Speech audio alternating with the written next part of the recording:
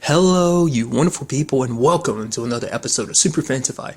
This being a show where I talk about TV shows of the supernatural, fantasy, and/or science fictional genre. For today's episode, I'm going to talk about the latest episode of Falling Water. So congratulations to me. I was right. Not to trust Bill. Bill ended up being a douchebag. I was right. Yay me. I needed, okay, just cut that out. Well, not cut it out literally, because I'm not going to cut that. I'm going to leave that in because I was right, and I was so right. I know I'm treating myself like I'm something special. I'm sure a lot of people saw that coming, that Bill would end up being the bad guy. But it's just like, there was so much evidence. Like, I didn't trust Bill since the first episode. I mean, to be fair, the reason why I'm feeling so good about it is like, because literally the moment it came out, I was like, I fucking knew it. Like, the moment, like, it was literally when Burton found out. It's like when the lady, the blonde-haired lady, told him, it was like, okay, the person behind the deal is Bill. I was like, I literally shouted, fuck you, I knew it. Exact words I said. Because like I've been on that trend lately where I'm like suspicious of everyone in TV shows. Like, oh, you're a betrayer. Oh, you're a liar. You're manipulating. Like, oh, this is what it's going to be, but it turns out not to be the case. Best example, I keep bringing it up all the time. Kyle from Beauty and the Beast. I kept thinking he was going to be a bad guy, which he did one bad thing, but really it was for the best reasons. Turns out to be actually a good guy. So since then I've kind of pulled back on it a little bit. But even then, I still have those moments. I was like, oh, you're a bad guy. You're a bad guy. Just know it. You just scream bad guy.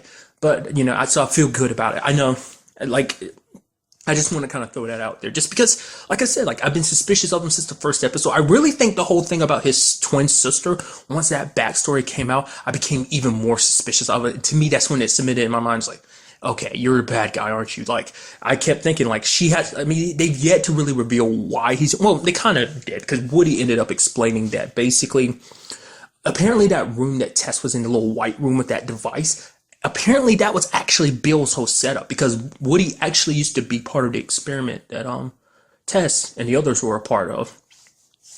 But apparently Bill's dream, I kind of got it to a certain extent, is that basically he wants to kind of control the dreams, and like basically that type of room and device is meant to kind of block you off, kind of section you off your dreams. So I guess as a like I said, I can only assume his motives is connected to his sister, because it's like, for him, he doesn't have the power to kind of dive into the dream. He's not a good dreamer, because for him, the only person that was a good dreamer was his sister, and his twin sister, and she kind of got lost in her dreams and everything. My opinion is, what I'm thinking is, what if Bill did something to her either in the real world or in the dream world, and it ended up causing her to kind of end up in a state that she was in, kind of comatose, before she ended up dying? Or maybe Bill straight up lied. Maybe she isn't dead. Maybe she's kind of in a similar state as Taka's mom, kind of lost in her own dreams, and he just lied and made it seem like she was dead because he's actually got her locked up somewhere.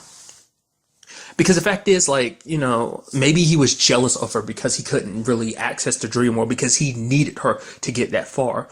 Whatever the case may be, like, maybe that's what he wants. Because maybe that's what this all stems from. Because for Bill, maybe his sister kind of did what Taka's mom did and hid herself deep into the dream world, and he can't get access to her, because without her, he can't use dreams at all. Or maybe she put herself in a situation where she'd end up dying just to get away from Bill, because he's such a control freak, because he wants to control the dream world. Topeka, to be exact. If it has a name and everything, so I might as well call it by its name, right?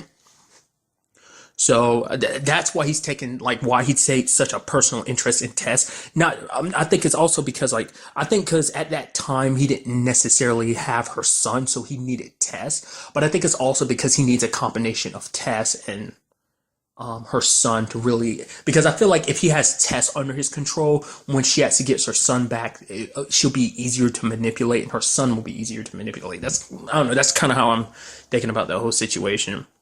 But yeah, apparently that whole situation was his creation, because you had Tess following that lady, kind of, who works as his assistant, because she kind of threw it out there. It's like, yeah, tell Bill that I know who has my son, kind of get her a little worried. So she basically goes in the dream world and she builds the device. Like, they say that Bill made it, so I'm assuming like she just followed a blueprint. Not unless she is the one who made it, but I'm thinking Bill created it and she was just probably following the guidelines and the blueprints to kind of make it herself.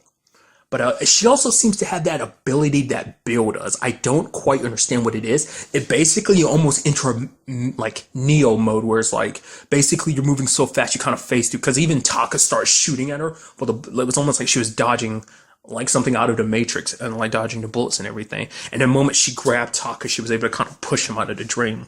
But I mean, granted, there was a whole situation with Bill beating the crap out of Burton, but he didn't get kicked out of the dream world. So I'm guessing it's because this episode kind of cemented it even more in my head. Like, everyone does have their own special dreaming abilities.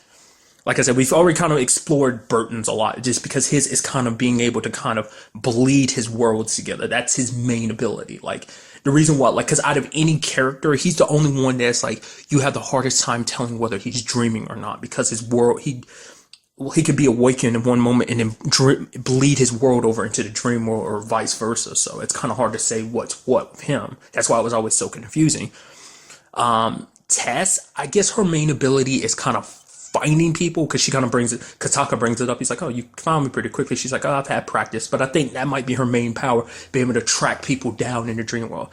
Taka's, it's really hard for me to define what Taka's might be. I guess pulling people into his dreams is kind of like being able to pull his mom from her dream world into his own. I'm guessing that's his ability. I mean, just kind of like, I guess you could say pull and push, because of what he did to fake Anne-Marie Bowen. Like, she pulled him into a dream world, and then he like pushed her and himself back into that interrogation room. So I'm guessing that's kind of the pull and push out of a world. So it's just kind of interesting, because I was wondering, like, I assumed they all kind of had relatively the same ability, but it does seem like each one of them does have their own special ability. I mean, because there's that whole thing Bill and his assistant can do. I'm wondering, can like anyone do that, or is that kind of their special abilities? Because I brought it up the first time I saw Bill doing it. I was like, what the hell is that?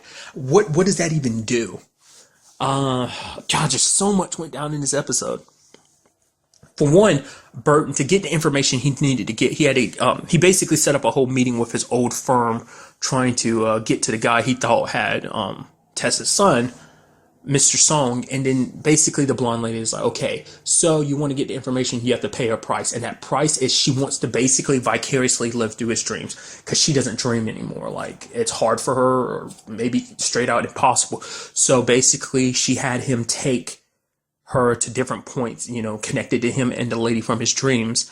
Like, basically they'd kind of relive like key moments of this whole situation, that, pieces of their relationship we've seen.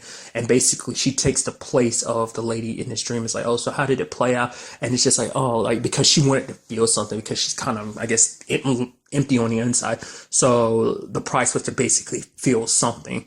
And that basically led to her and Burton kissing, which Burton was super pissed about. She's like, oh, come on, don't worry about it. You're faithful. It's not like it really mattered. Even for when it was like in a dream or whatever. She's like, it doesn't really matter. But Burton's just like, can you please just shut up? I just don't want to talk about this. You manipulated me and everything. And it's just, I don't know. Then there's also Taka's side of things, where Taka is talking to, well, initially he talks to his mom, who was like, okay, like I brought it up in the last episode. I was like, I saw the preview for this episode last week, and it was like Taka's mom being like, oh yeah, you need to find the boy. He's the means of waking me up.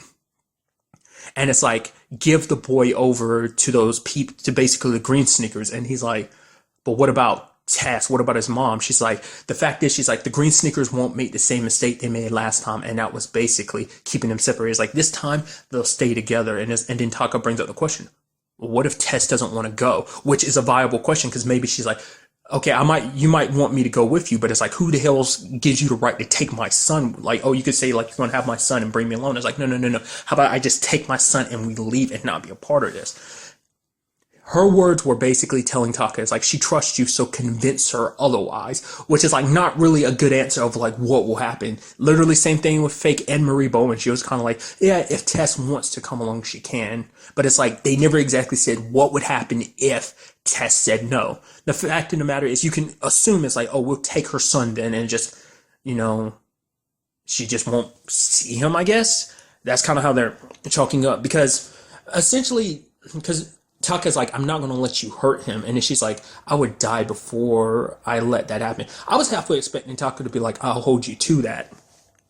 But that turned out not to be the case. Apparently, Taka's mom made a little special, I refer to it as a little haven. That, I don't think it really has an exact name, but basically it would allow her son to look at these little, almost, I don't know what the word would be. They're basically, almost eye holes to look at where different places in Tess's dream. I thought it was supposed to be like, oh, this is access to all the dream worlds, which I'm like, if that was the case, there'd be a lot more of them. But it's like all of them represent a place that Tess has visited in her dreams. That way, I guess he could keep an eye on his mom, is kind of so he wouldn't be so alone. He always know where his mom is and everything.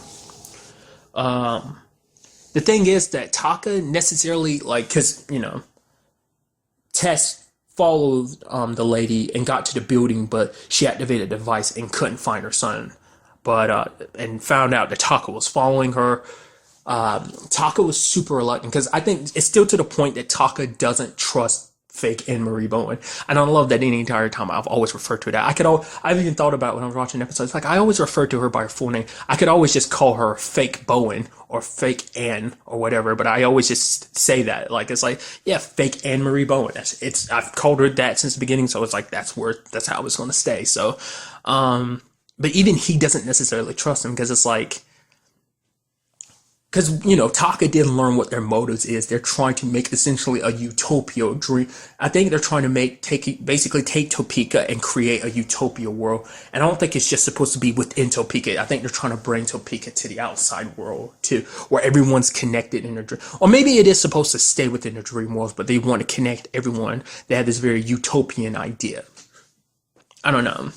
Like I said, just the way Taka's mom was acting, I had a feeling that she must be part of the Green Sneakers. The reason why she's so okay with things being the way they are, like saying like, oh yeah, don't worry about them. They're just here because they're fascinated with you, and everything. It's like his mom's too calm about it, so she has to have been part of the Green Sneakers or something like that. But they did give Taka a device to be like, okay, if you and Tess end up finding her son, hit the button, we'll come following. But even then, like Taka never actually hit the button. He kept thinking about it because he didn't want to do that to Tess because he felt bad because when the time came, he told Tess some of the truth, but not all of it. And this episode, Tess also found out about Andy, which he talked about the fact is Andy died from being pushed off the building. And it's like, I guess so. I could have sworn when we saw Andy's body in the dumpster, he had like a wound in his chest from the pickaxe when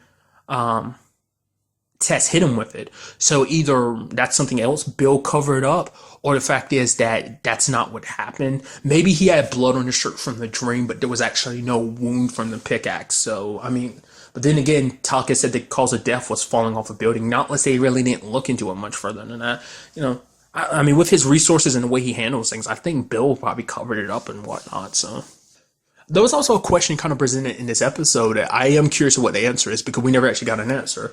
It was like Burton asking Woody, is like, what did you say to Jones back in the first episode to make him immediately kill himself afterwards?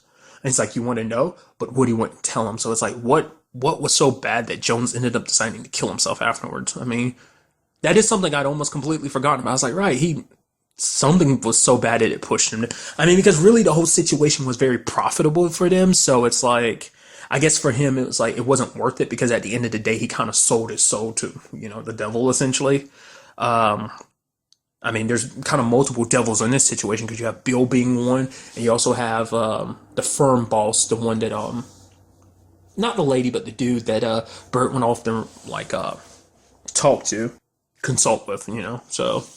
Then there's the whole Taka and Sabine thing, where it's like Sabine's not believing this 100% until Taka starts bringing up the dreams that they shared. And she's like, wait, I had that dream. How did you know about it? I didn't tell anyone about that. Which is like, she's still suspicious about it, but I think she's leaning more towards believing them. She's still hesitant, but I even love Tess's line. It's like, so Taka's like, okay, so what are we going to do? What are we going to tell your sister? She's like, tell her the truth.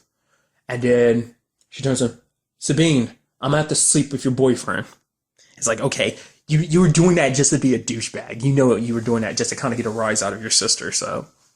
But when the time came, though, like, it all came, it's like, dude, like, in the wise words of the super best friends, aka the Zabatsu, all the warriors came together. It was like that moment where it's like, oh, everyone's about to run into each other, but then it's like Taka got kicked out of the dream, and Tess didn't get to it to her son in time, but luckily Burton was there, and Burton grabbed him, and then pulled him into the real world. It's just like, oh, dude. Because I love what Woody said, and I just love that line. He's like, if you ever really 100% learned to understand what you're doing, people would be terrified of you. It's like, because what he can do is pretty terrifying. Like, he can essentially like create a bridge between the different worlds.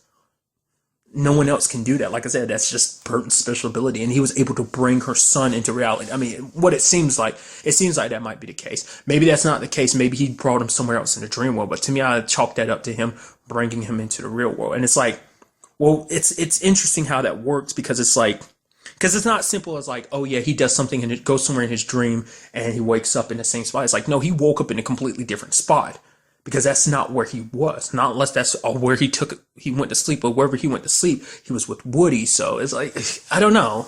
It's interesting how it works because, you kind of do think it's like all in their heads and everything, but there is that supernatural element to the show. Like to me, I was thinking to myself, like, how would I best describe the show? And I described it in the first episode. Well, earlier, I wouldn't say the first episode, but definitely like you do see bits of Inception in it, but it's not necessarily, it doesn't go as deep as Inception. It kind of, to me, it's like Inception, but like a bigger mystery. It's like if you took like a little bit of the concept, like the baseline concept of Inception, slapped a mystery element on it, you kind of got, I guess, arguably you can, well, I was about to say that, but I'm like not going to, especially because I was about to say like add a Lost element to it, but then I was like, well, I can't really say that when the show Colony is on USA as well, so it's kind of like that'd be too much if I said it like that.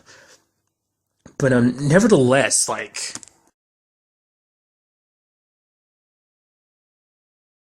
next week is the season finale, and it's like I'm super psyched to see it because it's like it's gonna be that moment I've waited for.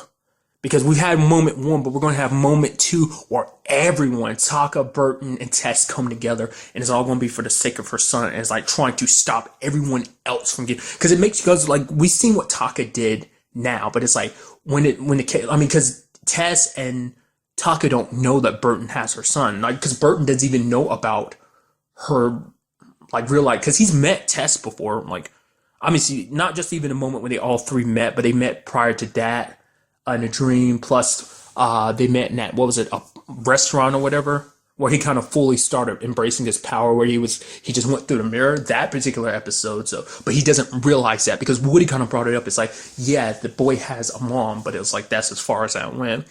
Then what's Tess's mom going to play on all this? How's Sabine going to feel when she kind of finds out everything? And if, like, because my question is, what Tess does know, I'm trying to remember. Yeah. Tess does know. She hasn't necessarily 100% confronted her mom. Kyle had to think about it. I was like, yeah, Tess definitely knows. But it's like, she has not really 100% confronted her mom about what she did. So it's like, what is Tess's mom's, what was her play in all this? Does she just simply believe 100% what the Green Sneakers want, or does she have her own motives behind it? Especially the whole situation with Burton. To me, like I said, I felt like that was a test, but nothing else came about it. I think part of it was, I guess the test was resolved, sure, but I think it seemed more than anything like she was trying to take him off the path, but maybe that was kind of the point to test resolve. I don't know.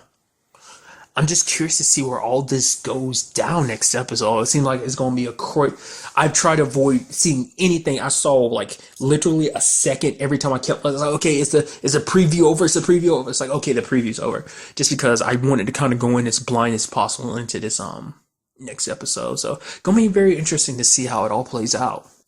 Maybe we'll finally get to find out what it is exactly that Bill wants, like why he's doing all this.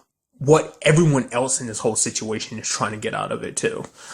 I mean, with the whole firm that Burton works for, it's kind of like, well, you kind of understand. It's like literally kind of business as usual. It's like they've already kind of monopolized, like, well, not monopolized, but I guess a better term would be monetized Topeka so that they can make money off of it. But it's like using Tess's son, they can kind of probably like increase drastically how much money they can make. It's like they can basically incept people and alter the thoughts process and kind of make it so it's like, oh, deals kind of work out a little differently. Because we still don't 100% know why dude in the green shoe ended up dying. Then again, now that you think about it, now that Bill's kind of been officially revealed as a villain, now it's kind of like, not unless Bill actually came, because when we saw him like last episode, he was turning around looking like there was someone coming in. So, it's probably a faked suicide. So Bill probably straight up killed him. So maybe that's the case with Andy too. Maybe this isn't kind of like an what is it? Nightmare on Elm Street type of situation where you die in your dreams, you die in real life. Maybe that is what happened to him in the dream, but he woke up and then Bill found out about it and then pushed him.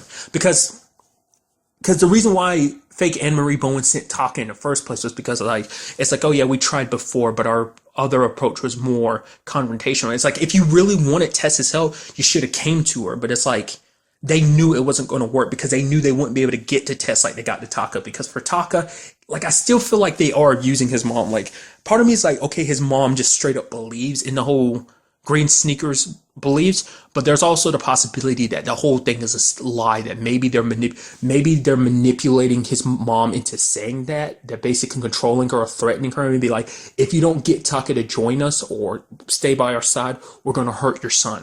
So get him to join us, say whatever you need to say to make him join us, and we won't hurt your son. Or maybe, I don't know. Maybe she's not even really, that's not really his mom he's talking to. Maybe that's fake Anne Marie Bowen disguising herself with his mom, just trying to convince him, and then everyone's in on it trying to play along. Which would be extremely messed up, but total possibility. So, because I think, because that's my only reasoning why I can think they wouldn't go after Tess. Like, why not just follow Tess? Like, why be so confrontational? It's like, why not present your... Because Andy could have easily talked to her because her and Andy had, at least some prior knowledge of each other. I mean, the last time they ran into each other in that club or whatever, he saw they locked eyes and everything. And he ran away from her immediately. But it's like, that's how I can only chalk it up. It's because, like, I guess he was trying to hide his identity from her because he didn't want to know that... He didn't want her to know that he was involved in this whole situation with her son. But now she kind of knows that too, so... Like I said, very good episode. Cannot wait to see what happens in the season finale. But really, that's all I wanted to talk about in this episode. Till the next time we meet, be happy, be safe, live life to the fullest, and enjoy it. Good day and goodbye.